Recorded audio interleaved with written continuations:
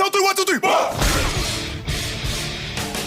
This is Buccaneers Total Access with head coach Todd Bowles. Hey, that's a hell of a job coming down here beating a good football team. Three-step drop, throws toward the end zone. Caught ball, touchdown Tampa Bay. Mike Evans reaches up with one hand and grabs it in. Brought to you by Advent Health. No matter what helps you feel whole, swimming, laughing, or finding peaceful moments in your day, Advent Health is here to support you with world-class expertise and whole person care. Because feeling whole always begins at adventhealth.com. Fire the cannons! Now your host, Bucs team reporter Casey Phillips and head coach Todd Bowles.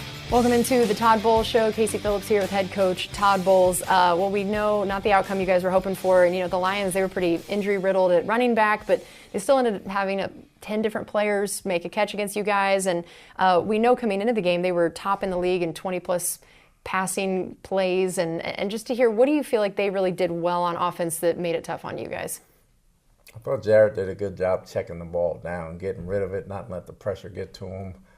We made most of the tackles for the most part. The one tackle we let out went for a touchdown of about 28, 29 yards, and we gave up a deep ball just because we weren't ready, and we busted the coverage.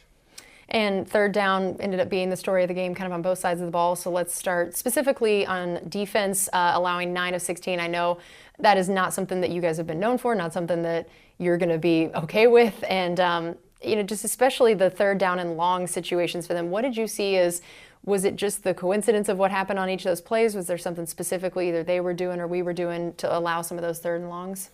On the 3rd and 10 and the 3rd and 14 where they scored 2 touchdowns, that was completely on us. That's unfathomable for that to happen. Guy can't catch a 5-yard pass and run for 29 yards. We had people that should have been in place. We weren't in place, so we busted that one. 3rd and 14 one, it was a quick snap. Even though it was a quick snap, we should have been deeper. We should have been in coverage, and we busted something up front to let that ball out. So if you just make those 2 plays alone, it's 6-6 or 9-6 going into the 4th, giving ourselves a chance. So those were the 2 big ones. The other ones, one time he got out the pocket, and then there were a couple of 3rd and shorts from a leverage standpoint that we got to correct. And I know that time of possession, largely due to those third down situations, was pretty lopsided. It was 36-30 for them and 23-30 for us. Almost an entire quarter of a difference essentially at that point. How much did that take a toll on the defense and what you saw that you guys were able to do or how guys were feeling out there? I thought in the second half, probably late in the 4th quarter, I thought it took a toll on them a little bit. We got to stay on the field on third down offensively. We were off the field. I think we were 2 for 12 for the most part. That doesn't get you on the field a lot, and we got to take advantage of that. We've been pretty good in the past few games, but this game it just ended up being a clunker. So we got to wash that out and get ready. And outside of third down, how would you evaluate the defense overall, some of the grades that you'd give them outside of those? There are a lot of guys that play some good football over there. I thought it was one of Joe Tryon's better games. I thought Shaq, being sick all week, he played with a lot of effort and hustle, and he made some really big hustle plays. I thought Vita had a good ball game. Levante made a bunch of splash plays. 1 or 2 you want to have back. Devin made some plays, and overall, I think they stayed away from Winfield for the most part, but there were a couple guys that played really good football. Cansey filled up the stat sheet. We're excited about him going forward. He's shaking the rust off some, but he had a lot of plays and positive plays that we really look forward to seeing more. Yeah, how big is that to watch him 2 different times now be coming off of extended periods of missed chances to practice, to play, coming off all these injuries, being a rookie, missing so much of this crucial time, and both times make impact splash plays and seem just ready to hit the ground running. How unique is that, especially in maybe his position or as a rookie? That's great, just to be a rookie and come in. He had 3 quarterback hits, 3 quarterback pressures. He had a sack. He had TFLs. He filled up the stat sheet. He had some very good rushes that kind of went by the wayside because the ball was coming out, but he's going to do some damage in there.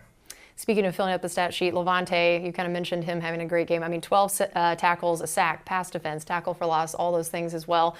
And now, we saw a third down against Laporta. He got his 60th career pass defense on that play. That this is obviously a category that he's done incredibly well, and we know what kind of a coverage linebacker he is. For you, when you're scheming things up, to know that you can put a guy like Levante one-on-one against someone like Laporta, whether it's in a key third down or even in the end zone, what does that free up everybody else to do? What does that do to you and what you can do with your defense? frees Devin up quite a bit and allows the safeties to stay back. And Laporta's a tough matchup because he's a very good football player. But Levante always rises to the challenge. He always makes plays. And he's a true pro. For those of us who see him make the play but maybe don't understand what all led to it, what are the things that he is so unique at in coverage for his position? He has a very good understanding of leverage. He's quick and he's fast. That's a given, but he understands leverage and break points and understands when the receiver's hands go up, when to get his hands up and strip the ball out like he did. He just has a very good feel for that, and a lot of that you can't teach. We talked about Shaq dealing with an illness all this last week, and I'm sure you didn't necessarily know either if he'd be available or what percent he'd be playing at, and then you end up without Anthony Nelson as well. How did that affect your rotation and some of your plans for the defense, or what ended up being able to be done at that position on Sunday? Rotation-wise, I thought Cam Gill stepped in and did a very good job. Cam was very physical. He played hard. He made some plays. He set the edge, and I don't think we lost much when we lost Nelson. Obviously, he's a playmaker for us as well, but we got two guys right behind him that can come in and not lose a beat. And I know that Vita forced a fumble, got in the backfield some. How did you evaluate his game, and then also just what it's like to watch he and Cansey get a chance to have an entire game out there together in the way that they're maybe going to be able to help each other out or influence each other's game? Vita did a heck of a job in the run game. Detroit's a very good running football team. I thought he handled the center very well. He took up double teams. He made plays. He literally cut off one side of the field for them, and doubling Vita helped free up Cansey more on one-on-one. That's why Cansey was able to get all those pressures. And sticking on the defensive line, Will Golston played in his 158th game as a Buccaneer, which now ties him with Mike Allstott for the 8th most. And this is obviously at any position, just he's played in the 8th most games of any Buccaneer ever. Tell us why Golston has been able to have such longevity here and to still have a role with this team at this point in his career, and what that has meant to the D-line room when you have some young guys coming in. Will's our steady Eddie. It's very hard these days to find a 4 technique that's 6'5", 6'6", weigh about 300 pounds, can two-gap guys, and the energy and the effort Will gives week in and week out, day in and day out, the loyalty, the toughness, the intelligence, what he brings to the D-line room, the leadership he brings when he's out on the field is unquestioned, and I can't say enough about the guy, one of my favorite players. Casey Phillips here with head coach Todd Bowles. So I know offensively, of course, 6 points, never the outcome you guys are hoping for, and particularly just kind of the slow start to the game. What would you say is the biggest reason that the offense struggled to get going early on? I thought we struggled in practice all week. I thought we missed some deep throws. I thought we were off here and there in the run game and mentally sluggish. I don't want to say physically because they played hard. And it was a guy here and there. It wasn't the entire offense at the same time. Certain guys played well. I thought Luke played a very good ball game. Luke and Tristan. We had no sacks, but we couldn't get the ball down the field like we wanted to and make those connections. And that getting off the field on third down and not being able to sustain drives, that was probably our biggest thing. Yeah, you mentioned Luke Gedeke. I know we had talked leading up to the game about how Aiden Hutchinson is quite a matchup, and he likes to rush to Luke's side a whole lot. And I feel like this was a pretty big test of a game for Luke in a lot of ways. How did you feel like he held up against a guy like Hutchinson, and just how he and then that whole side of the line did? I thought he did a heck of a job in the passing game. Obviously, the run game's got to be worked on, not by just him, but the entire offensive line and backs as well. But as a pass blocker, I thought he did a great job.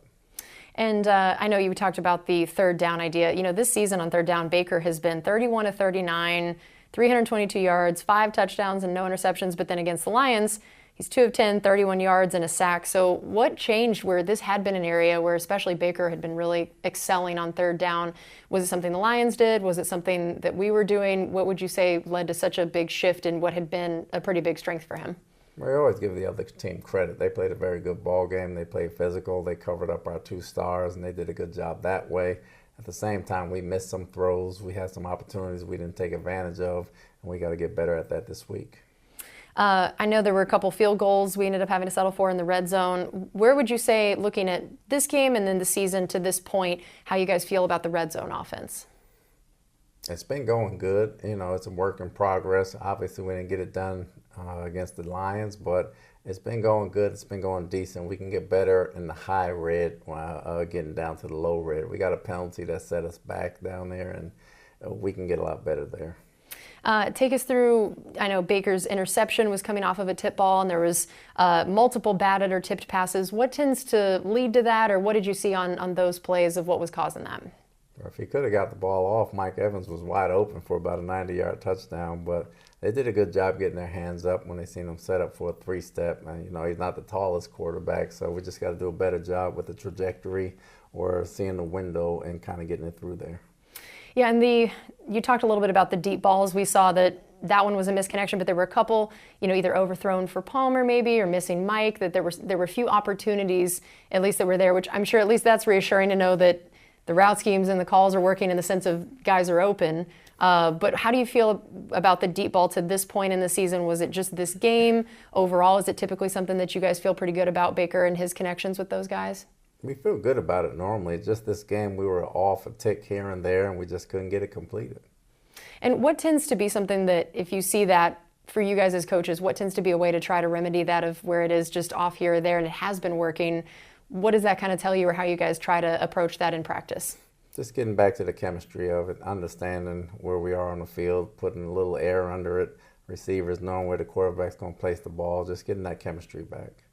And Mike Evans, we saw that started off a little bit slower, had a drop ball, targeted 3 times with 0 catches in the first half. But then in the second half, he gets gains of 18, 12, 11, 8. What sort of shifted in terms of what was working better for him in the second half versus the first half? Adjusted a few things schematically to try to free him up a little bit more. They played a couple of different coverages where we were able to get him open. And Chris Godwin, he got first down conversions on 3rd and 7, 4th and 4, some chunk plays, and he's been, so far this season, Mayfield's best 3rd down target. That he's got 9 targets, 9 catches, 7 first downs when it comes to that. So what have you seen about why he's been able to excel in those areas, those crucial times, getting some of those chunk plays, and just where he and Baker's chemistry is at this point? Chris is outstanding in traffic. He can go in the middle and see things and make split-second catches. Mike can do it as well, but Chris is just a little bit niftier on the inside as far as making those traffic catches, and he understands where the ball is going to be at all times and where the defenders are, and Baker gets it in there to him. And I know Payne Durham got his first career catch, first game that he was active, and it moved the chains on the first catch, always a good sign. So what made you guys turn to him in this game a little bit, have him active for the first time, and what you just see as his potential moving forward? He was coming along in practice. He's a big target. He was a big red zone target at Purdue. Anytime you have a 6'7" target, you want to use him. He has a wide catch radius. He's gritty. He's tough. And he's worked hard in practice. He deserves a chance. And Cade ended up with 1 catch for 15 yards this game, but he has been playing every snap or close to every snap in each of the games. So what has he been bringing to the offense that may not always show up on the stat sheet, or what are you guys maybe hoping for his production moving forward, knowing that he is such a big percentage of this offense in terms of the snaps that he's out there? Cade's probably our most unsung guy over there. Cade does all the blocking. He gets all the garbage catches, so to speak. He understands the game very well. He chips, he check releases, he's hard in the run game.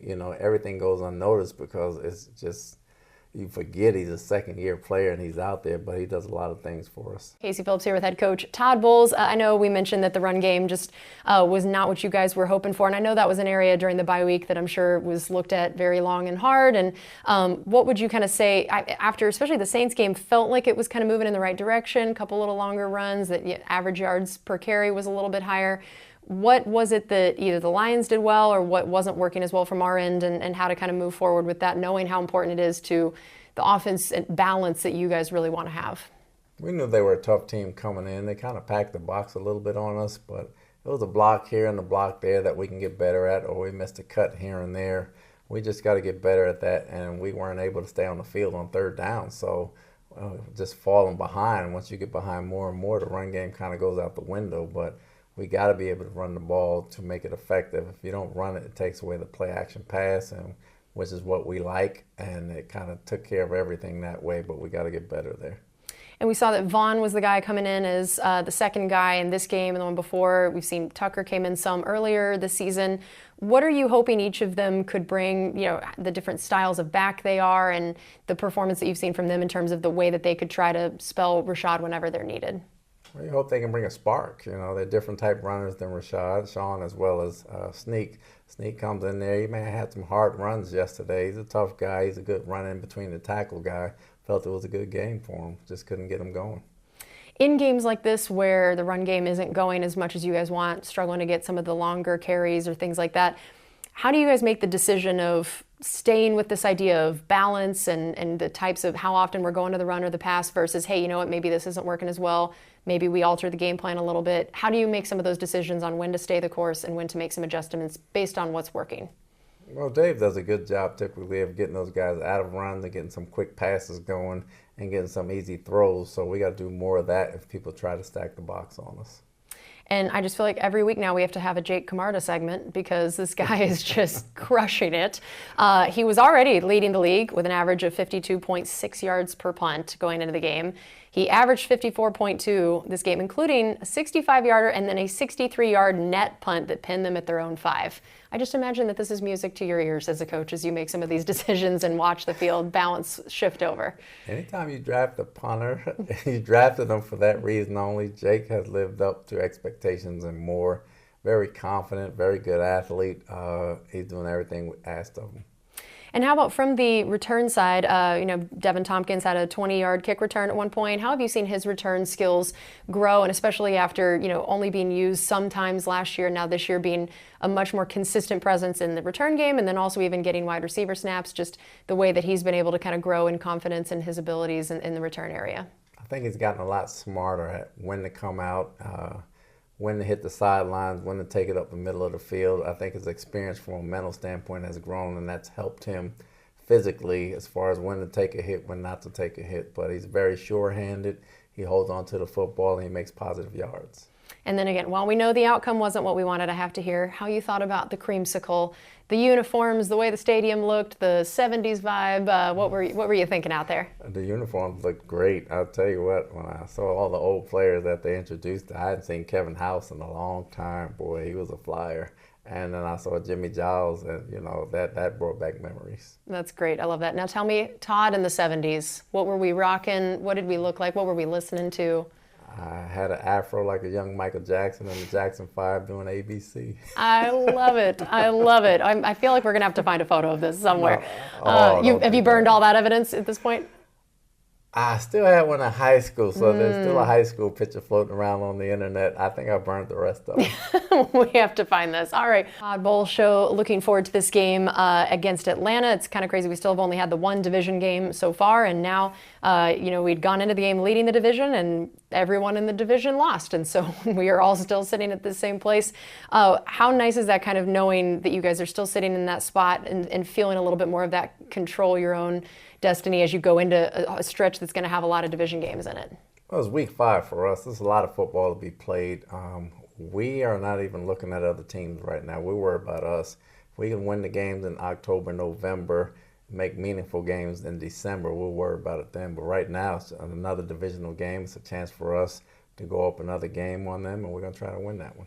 All right, so tell us yet again, as we talk about every one of these division teams, a new quarterback this year. So what have you seen from Desmond Ridder so far? Very athletic, getting rid of the ball a lot quicker this year than he was last year, and they got a 3-headed monster at running back that we got to deal with. Yeah, so tell me about that and how you try to slow a guy like Bijan Robinson down. Got to get 11 hands to the ball. That's the only way. And how about outside of the running back, some of the other offensive weapons they have? What does a guy like Kyle Pitts bring? They got Drake London, Van Jefferson. We all know Scotty Miller, that they've got a few different guys out there. So what do you see that those guys are going to be bringing to their offense and that you'll have to be on the lookout for? Well, Drake and Kyle Pitts bring a lot of height. They bring a lot of height and a lot of speed. They can catch the deep ball, and they can go up over you to catch the deep ball. That's a big strength of theirs, and we know Scotty can get down the field and take it deep anytime, and Van Jefferson as well from being with the Rams, both very polished receivers. So we got our work cut out for us. And then on the defensive side of the ball for them, what are the biggest things that you guys are going to have to be looking out for? Biggest guys down there still Grady Jarrett. We know they got some new additions down there, but Grady's doing a heck of a job. I think the new DC from the Saints is doing a great job, along with Jerry Gray in the secondary. I think they're playing a lot like the Saints, probably a little more aggressive than the Saints were when he was there. So they're doing a heck of a job on defense, causing turnovers. And typically you have some familiarity with a division opponent, but it feels like this division this year so much changed. How has that affected kind of the way you guys have to go about your job, even as coaches, figuring out the game plan and scouting these other teams, when typically these are the ones hopefully you kind of know a little bit more about what they want to do? A lot more studying involved. It's still early in the season, so you don't have a lengthy study sheet to follow these teams. At least offensively, you can look at it a little bit, but with Bijan, they've changed their dynamics some too, so we got to put our heads down and we got to go to work. All right. Well, Coach, thank you as always for your time and good luck against the Falcons. Appreciate it, Casey. Coming up next on Buccaneers Total Access, we will have quarterback coach Thad Lewis, brought to you by Advent Health. This is Buccaneers Radio. Buccaneers Total Access, brought to you by Advent Health. Pressure coming up the gut. And Prescott goes down. He's sacked for the first time of the game. Devin White, linebacker blitz. Now more with head coach Todd Bowles and Bucs team reporter Casey Phillips. Welcome back into Buccaneers Total Access. We had head coach Todd Bowles the first half of the show, and now I'm so excited to be joined by quarterback coach Thad Lewis. Thad, thanks for being with us. Thanks for having me, Casey. Man, so I was hating that this was the game I ended up having you on after, but you know what? You're a pro. You know how to handle all this, and I love that you're definitely always a guy that shoots us straight with it. So we're going to talk a little bit about this game, and then also just talk about the quarterback position in general, and you getting a chance to be the position coach this year. But I guess we got to start out just what was the biggest reason in your mind the offense kind of struggled to get going this last game? We just never got on the rhythm. You know, you don't want to make excuses, but you coming off a bye week and things like that. But we just have to be able to not let things like that affect us and be able to perform on prime time and get it done. We didn't do it well as a unit, something to learn. You know, everything's a learned lesson. Nothing's a loss.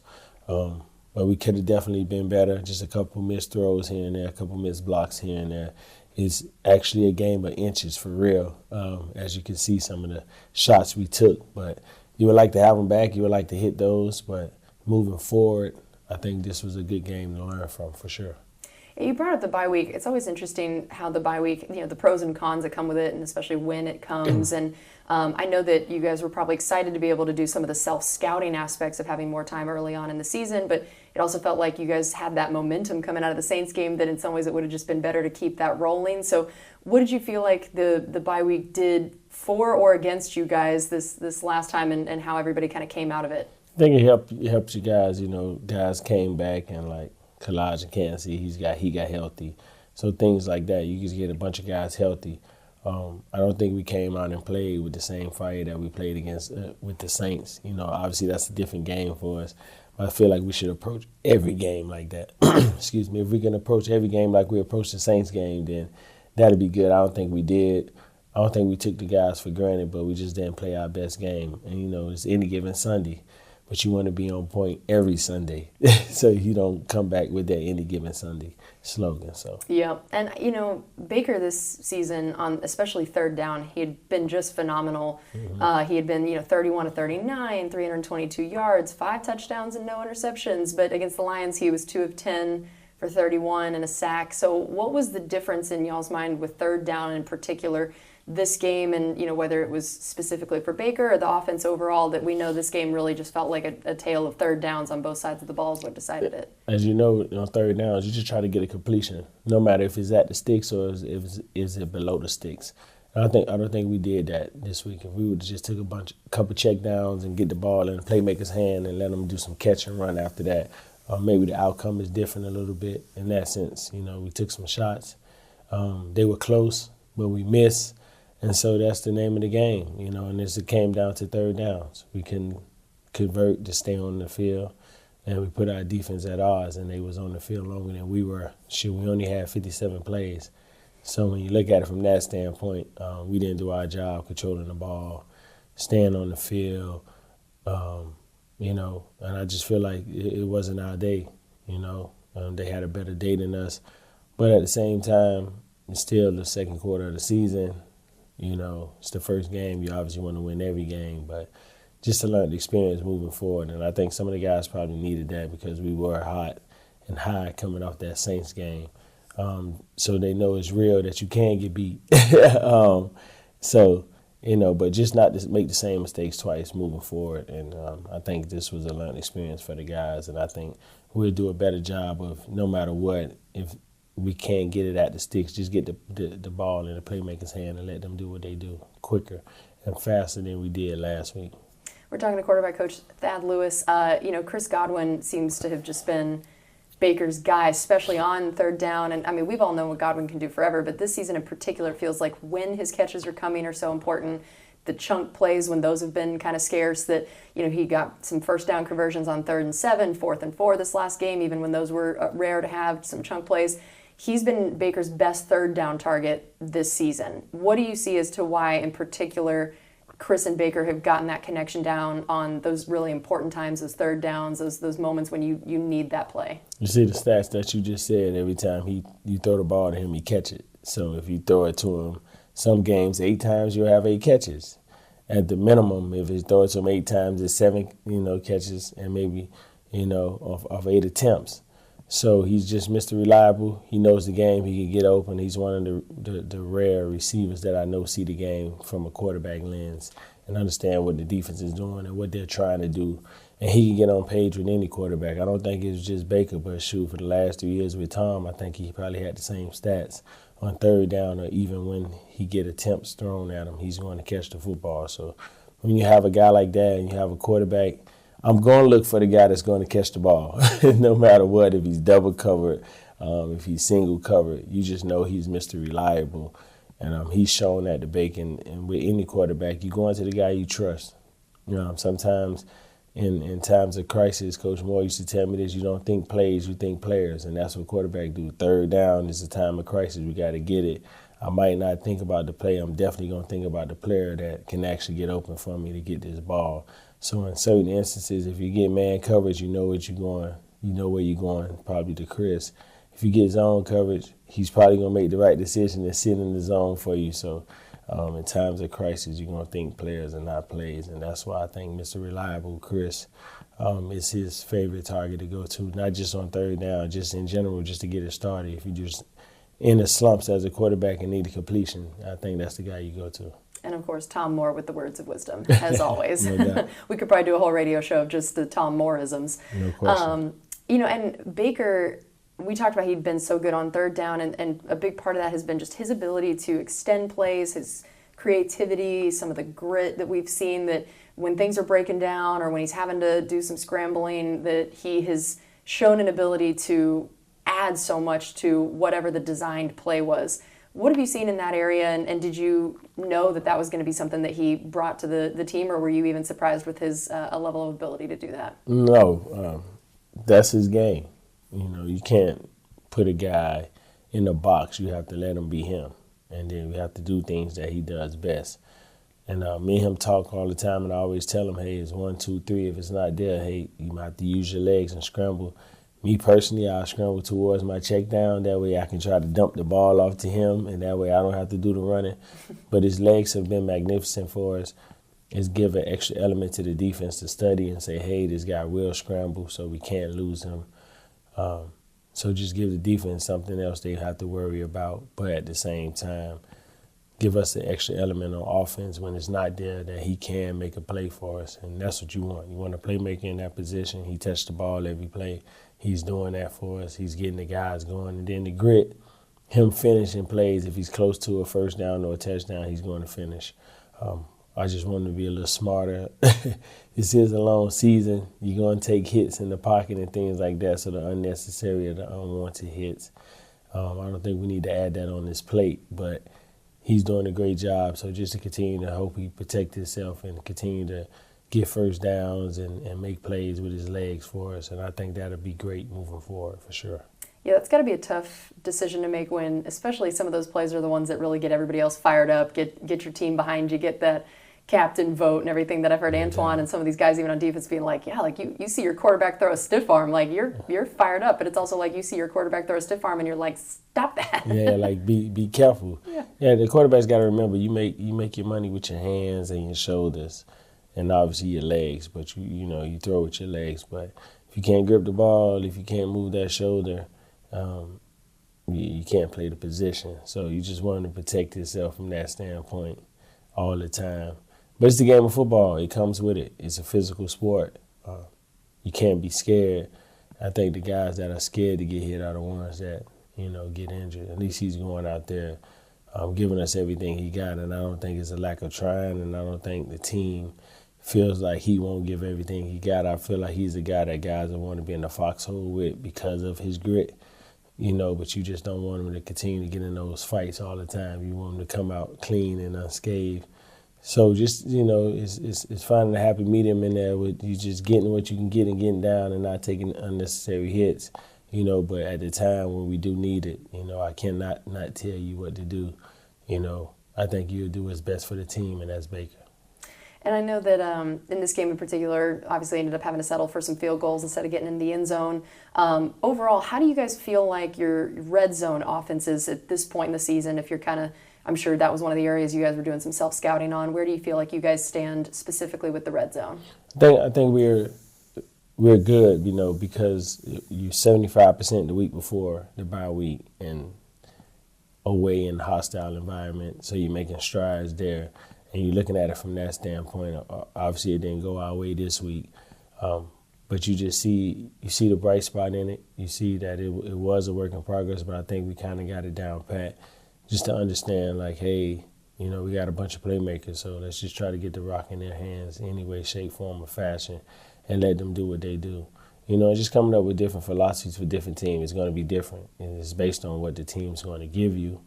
So, just trying to attack whatever the defense is giving us that week. You don't get many chances down there. So, you try to be perfect, but sometimes it's just, instead of being perfect, let's just be smart.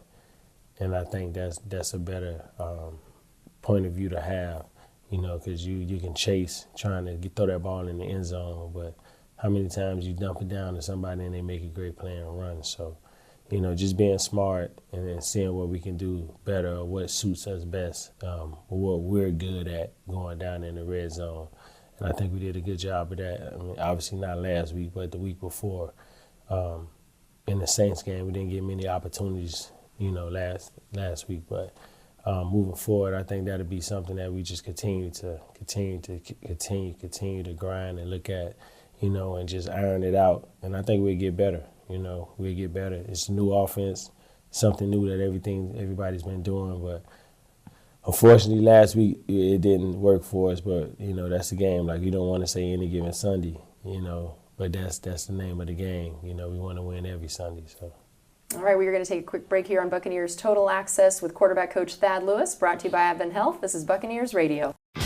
You're listening to Buccaneers Total Access with head coach Todd Bowles and Bucs team reporter Casey Phillips. Brought to you by Advent Health. Welcome back into Buccaneers Total Access. We are joined by quarterback coach Thad Lewis. Right before the break, you mentioned something about getting the ball in your hands of your playmakers, especially in the red zone. And I thought about that Saints game where, Mike goes down early and you're wondering how that's going to go. And then you're throwing touchdowns to Cade and to Devin Tompkins and to Palmer and all these guys that, especially to have a new system, a new quarterback. Where do you feel like the chemistry stands at this point with Baker and all of his wide receivers, that we see games like that where guys that you would think he wouldn't necessarily have had the time to build that much chemistry with, to trust them, especially when you see, Devin's getting it on the scramble play. That's very much the intuition idea and expecting him to be there.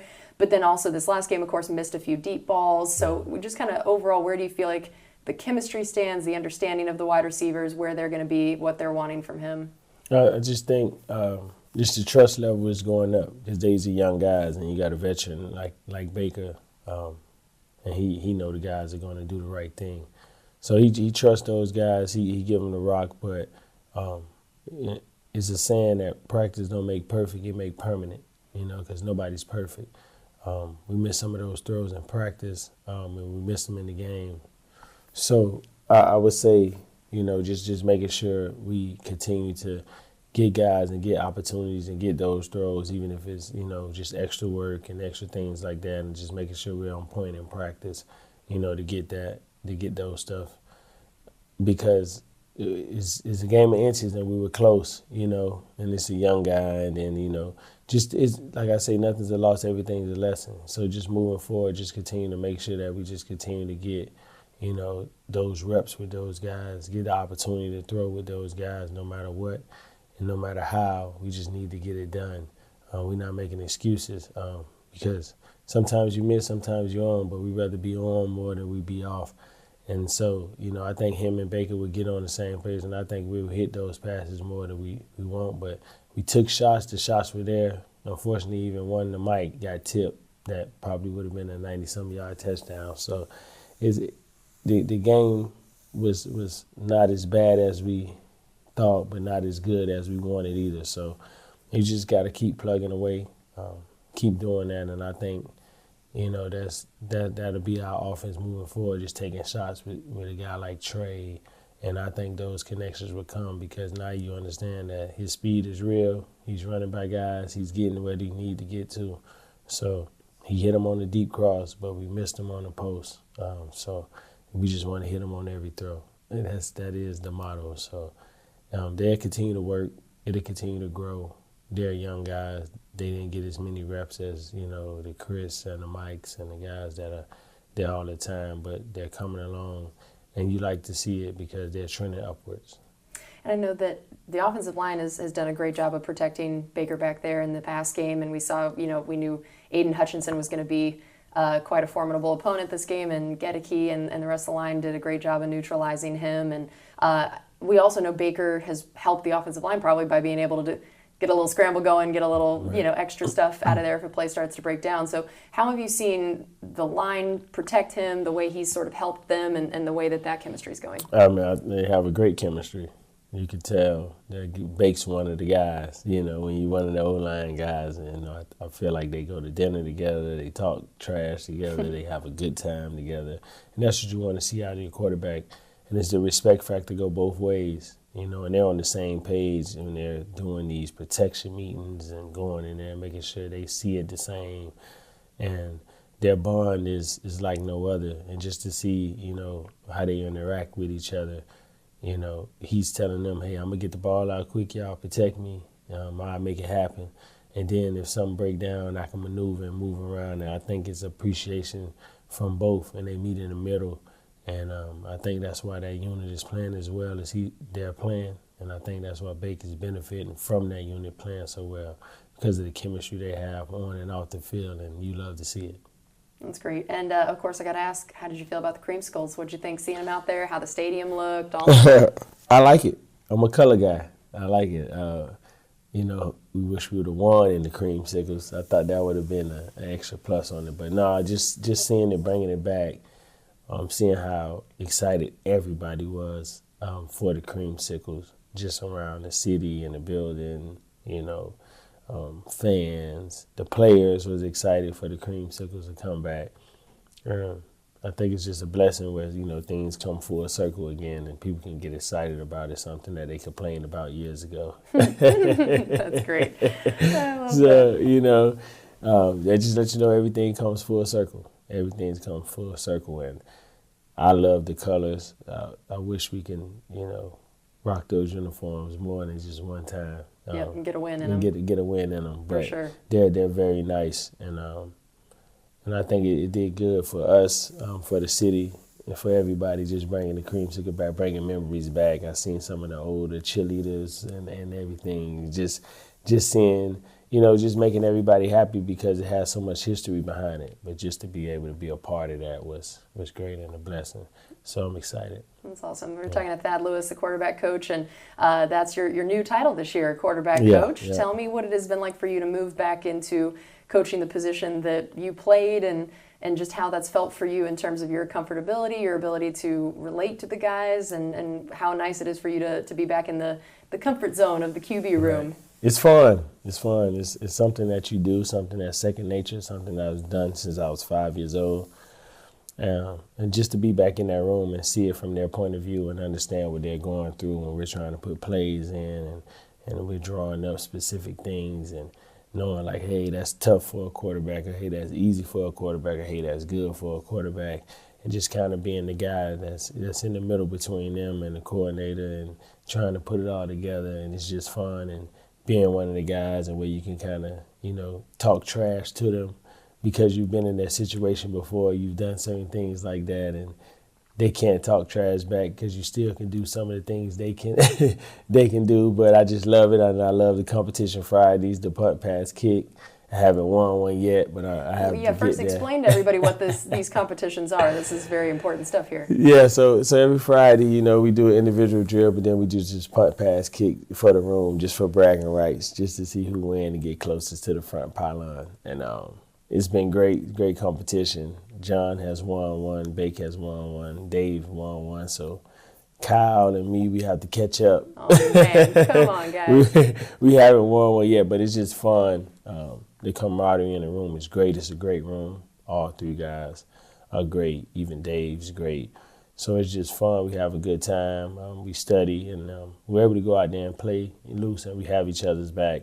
And everybody in that room try to pour in to Bake every week so he's his best self on Sunday. And just to see that, you can't beat it. That's and great. So we have a great time in the room, but it's good being back in the quarterback room for sure. That's awesome. And I was thinking about how, we've all heard how, Baker's had so many offensive coordinators and coaches and all these different teams. And I was thinking of anybody that might understand what this is like. You are kind of the perfect quarterback coach to have. We're 8 seasons in the NFL with 8 different teams.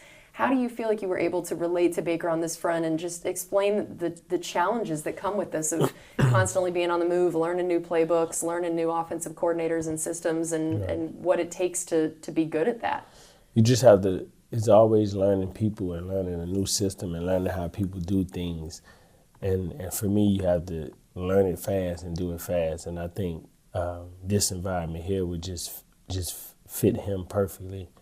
And him coming in and me understanding like, hey, you was just on the whirlwind, you was in Carolina, LA, now you're here. So I'm going to try to make this, fun as possible for you, but ask questions like, hey, man, what you've been through, what you like, what you don't like, what helps you, how do you learn? Just ask those personal questions for the person just to make, his time well spent and make it easier for him. And we just have those conversations because some things I can relate to, some things I didn't like what I had to do with coaches, some things I did like. So just for me and him, just communicating on that level, like, hey, what you like, what you don't like, let's make sure we're doing everything, what helps you, what don't help you. And it's been easy because sometimes I wasn't the guy when I was going to all these places, so I didn't get those questions asked of me. I kind of just had to fall in line, because you one of the backups and competing.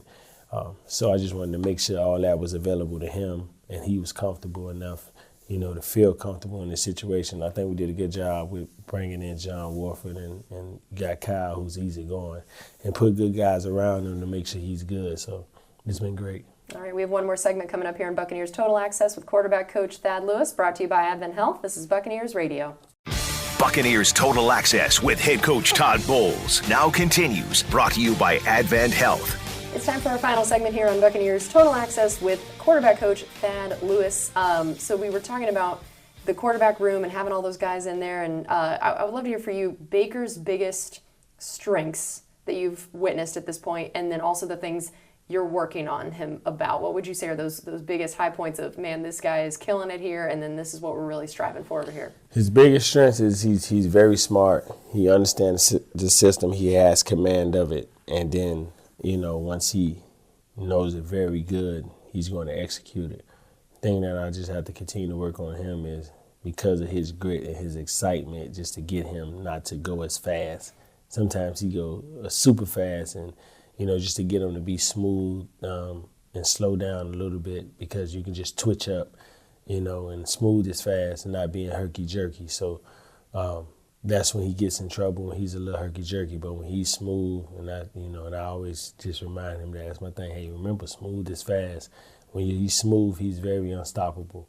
When he's herky-jerky, sometimes we miss and we get in trouble, So just continue to hone in on the small things like his footwork, him just continuing to relax and be smooth back there. You have more time than you think, and execute. When he's doing that, it's a problem. So just continue to hone in on that. But for the most part, he gets it. He's very smart, and I just have to, sometimes tell him like, hey, no, let's not be too smart. Let's just play what we see, because he knows what the defense should be doing in certain instances, and sometimes they don't. And you can predetermine instead of playing what you see. So just get him to do that. And he's been great. He's very coachable. He's been great. He's tough on himself. He likes tough coaching. He tells me to stay on him, which is cool. Because I was going to do that anyway. And now you can act like it was like, oh, just because you told me to, we just have that relationship where it's just open dialogue and it's very honest.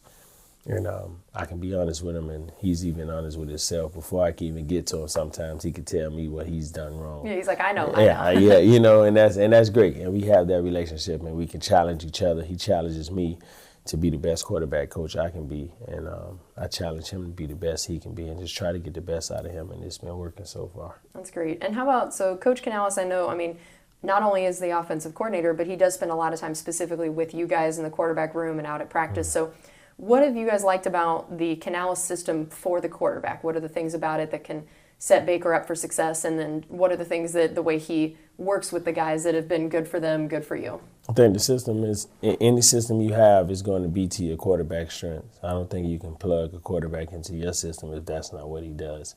So his system can adjust to the quarterback, and we're going to do what Baker do best. And I think, just with him being in the room and then just us understanding how he see it, because you have to be on the same page with your coordinator of what he's thinking, how he's thinking, why he's calling certain things. Why are we putting this on the call sheet? What are you thinking when you put this on the call sheet? So just us all just being on the same page in that one room, and hey, it's just one voice, and the voice is coming from him, and how he see things, maybe through me, but at the same time, it's still one voice because it's coming from him, and we just all on the same page. And I think when you all on the same page and it's just one voice, one message, and this thing's not getting misconstrued, and hey, I see it like this, he see it like that, and we all just come to agreement, like, how do we see it? We come up with the best idea. And so this is saying, what, two heads are better than one, so we got 5 in that room, so we all can just just brainstorm and just come up with the best way. And I think that's fun because it's very collaborative. That's great. And then what was it like for you as a first-time quarterback coach here to have the competition going on in preseason? And just what have you seen from Kyle, how he handled all that, and just the way his play has grown and improved over these last couple of years? I think competition makes everybody better. Even with Kyle, and knowing that it is a competition, he raised his level of play. His game got better. He was able to get more reps this time and compete. And see it and see how Baker's prepare, and take things from Baker that he might not have learned, or things like that, and you learn, like iron sharpens iron. And so in that room, you just continue to just be positive reinforcement no matter what. Is a competition or not, it was all everybody helping each other, everybody trying to be the best they could be. And it's fun, you put yourself in that situation. I was a quarterback, I went through it a bunch, even in college, all the way through the pros. Like every day is competition. So I don't even think the competition has stopped. Kyle's continuing to get better. He's continuing to push Bake. He's learning it, he's seeing it, he's challenging Baker, when they studying together, like, hey, do you see it like this? So I don't think the competition will never stop because everybody in that room wants to be the best they can be. So it's fun, just being in that situation because you get to see guys develop and get better. And just for me being here for 3 years, going on 4, to see Kyle's development from the last 2 years to now has been fun. And it's just been great to be a part of it. And you coach because you want to see your guys, succeed and get better. So I think it's a part of it, and that's my gratification from that situation, just watching Kyle get better and then watching Bake succeed and get better and continue to play and capture this team the way he did. So it's been fun. That's great. And then Falcons game coming up. I know they've definitely had some defensive improvement from last year, got a new coordinator, definitely some new people, new things going on that side of the ball. What has been working well for them that could present a problem for us, and the biggest things you guys are looking out for as you game plan? They got 7 new starters on defense. They went out and made sure they got some guys to plug and play. So they're playing very good. They're playing very well. They're moving fast. You can see the scheme similar to the Saints because the D coordinator came from the Saints. So he kind of put that team together similar to how the Saints is built. And They're fast. They're strong. Don't let the record fool you. They're a good football team. It's a division game. It's going to be tough, just like every division game. And then we got to come out and play like we played against the Saints with our hair on fire. If we want to go out and win this game, we can't come out and play like we did last week. But it's a learned experience, and I expect the guys to be excited and to get up for this division game and know the implications, of winning and losing a division game. So I think we'll come out differently and understanding how the importance of this, and this team is good not to overlook them, but we got to come out and play for sure. And I know that the biggest mantra coaches have is one game at a time, right? Mm-hmm. But when the next game is a Thursday night game, do you guys have to start preparing a little bit for that one ahead of time too? Or how do you guys try to manage that of when you know that next game is coming in real hot? Well, once you get the hay in the barn, which is, never all the way up to game time, you're probably making adjustments if you're just looking at certain things and you think something is better. But that's when you delegate the work to your staff as an offensive coordinator, so Dave can continue to focus on the Falcons, and we will probably move on, maybe on the Saturday and start, looking at for the Thursday night game just to get a head start on it and get things working for him, as he continues to focus on calling this game. So it's not crisscrossing his mind looking at two different defenses. Yeah. So but it's kind of tough on us too. You can look ahead, just put your notes on paper, but right before the game, go back, get an overview of the Falcons again, just to make sure, we're giving the right message and not the wrong message from jumping ahead. But that's when you delegate your work to your staff, and hopefully those guys get you right and give you an overview so, we can just move right towards the next game right after this, for sure. And awesome. It's better with a W. Yes, of course. It's all the scouting feels better after a win, that's for sure. All right, well, Coach, thank you so much for joining us. This has been awesome, and good luck this next week against the Falcons. Appreciate you. Awesome. Thanks for having me. Thanks to all of you guys for joining us. This has been Buccaneers Total Access, brought to you by Advent Health. This is Buccaneers Radio.